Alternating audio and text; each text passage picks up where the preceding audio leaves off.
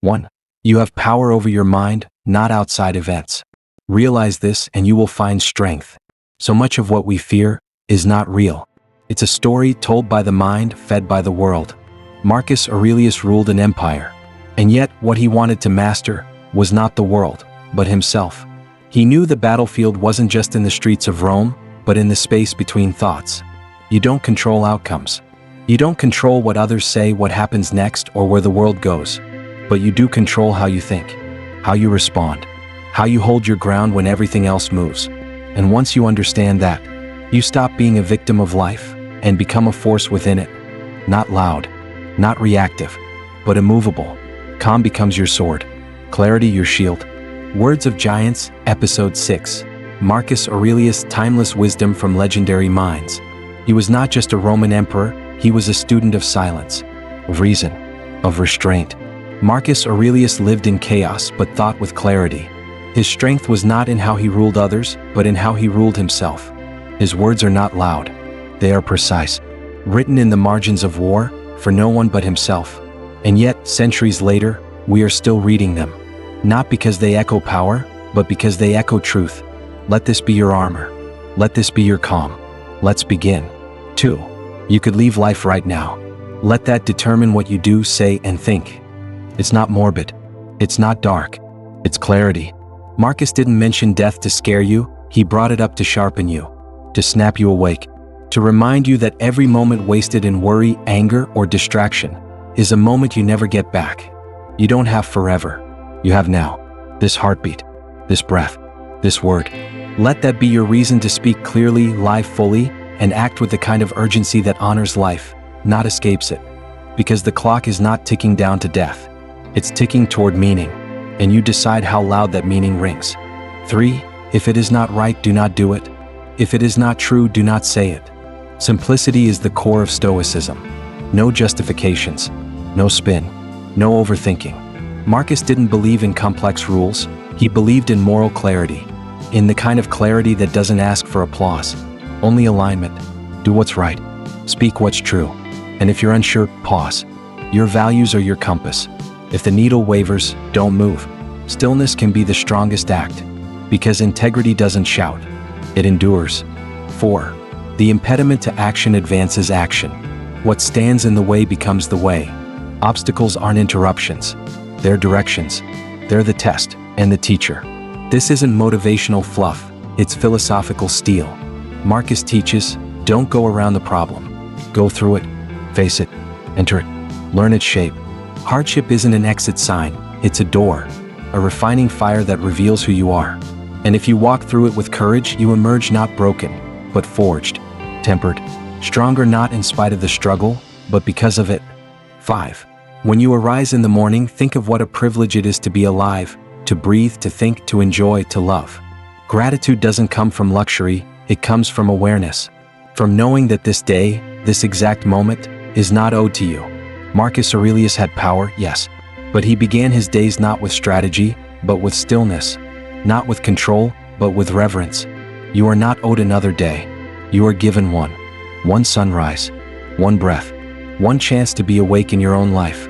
Breathe, think, love, and don't forget, this moment is already enough, because it's the only one you truly have.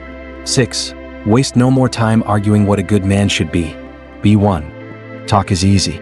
Philosophy can become performance. But Marcus didn't care for words, he cared for action. Don't debate virtue.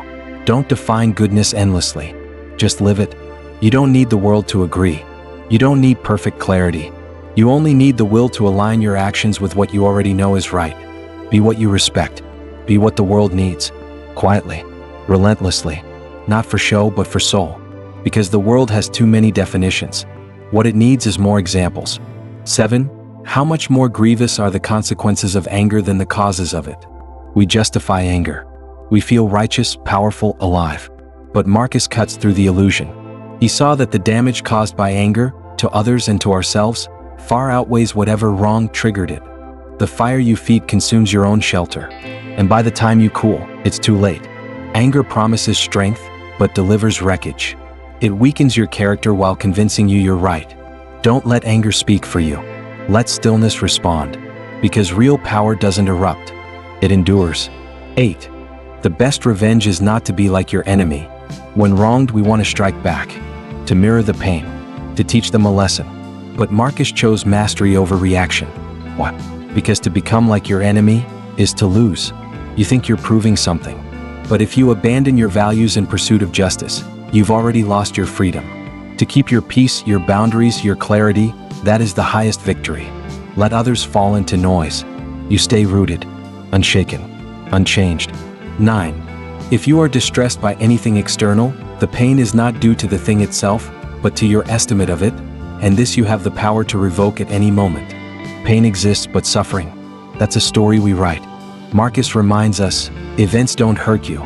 Your interpretation does. You are not powerless, you are the lens. And the moment you change how you see, you change what you feel. What feels unbearable may simply be misjudged. What feels impossible may be misnamed. Take back the pen. Rewrite the meaning. And you'll find that your freedom was never outside. It was always in perception. 10. The soul becomes dyed with the color of its thoughts. Thoughts are not harmless. They are not passive. They are paint on the canvas of your soul. If you think in bitterness, you become bitterness.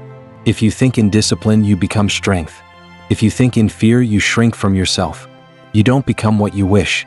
You become what you repeat. Every thought is a brushstroke. Every pattern a palette. Guard your mind, because it becomes your world. And if your world feels dim, perhaps it's time to change the color. 11. It is not death that a man should fear, but never beginning to live. We fear the end. But Marcus feared something worse, a life never truly begun. To wake each day but not be awake. To breathe but not truly live. To move through routines but never touch presence. To avoid discomfort, and in doing so, avoid meaning. You weren't born to survive the days. You were born to feel them. To show up fully even when it's hard. Even when you're scared. Death is certain. But a meaningful life? That's a choice, made every moment. And if you haven't started yet, the best time is always now. 12. Receive without pride, let go without attachment. Stoicism is not about denying joy. It's about freeing it. Enjoy what comes, truly deeply. But don't cling. Don't confuse having with being. Gratitude is not possession. And letting go is not loss, it's grace. Receive without pride, because nothing is promised. Let go without attachment, because nothing is permanent. You are not what you have. You are how lightly you carry what comes and goes. And when you carry lightly, you are never broken, only changed. 13. The happiness of your life depends upon the quality of your thoughts. Not your wealth, not your status, not the opinions of others. Just this, the thoughts you feed, the stories you choose, the words you repeat inside your own head. Marcus knew, your mind is a garden, and every thought is a seed. Plant bitterness, grow resentment. Plant wonder, grow joy. Train your thoughts like a garden. Let no weed grow unattended. Tend it daily, because your mind is your life. 14. Nowhere you can go is more peaceful, more free of interruptions, than your own soul. Looking for peace out there? Good luck. The world is loud. But noise is not the enemy, it's the distraction. Peace isn't found in silence, it's found in presence. And presence doesn't live in the world. It lives in you. Marcus says, go inward. That quiet, still place inside, that's your sanctuary. No borders, no battles, just breath and being. Visit often. Stay longer each time. Because the more time you spend there, the more the outside noise loses its grip. 15. Just that you do the right thing. The rest doesn't matter. What if your compass was that simple? Not outcome, not applause, not perfection. Just this, do the right thing. Let everything else be noise. Marcus Aurelius didn't live for approval. He lived for alignment. When chaos surrounds you, let clarity center you. When the world expects a show, give it integrity. That's where peace lives. That's where strength begins. And that's where Marcus Aurelius stood, even when the world was falling apart. Marcus Aurelius didn't speak to impress. He wrote to remember. To keep himself steady in the face of empire, war, and mortality. His words are not decoration, they are discipline. Not advice, but armor. Let them walk with you. Not in your pocket, but in your posture. You don't control the world. You control the response. And in that small space between reaction and reason is all the freedom you'll ever need. Words of Giants, timeless wisdom from legendary minds. New episodes every Tuesday and Thursday. Subscribe and carry the wisdom forward.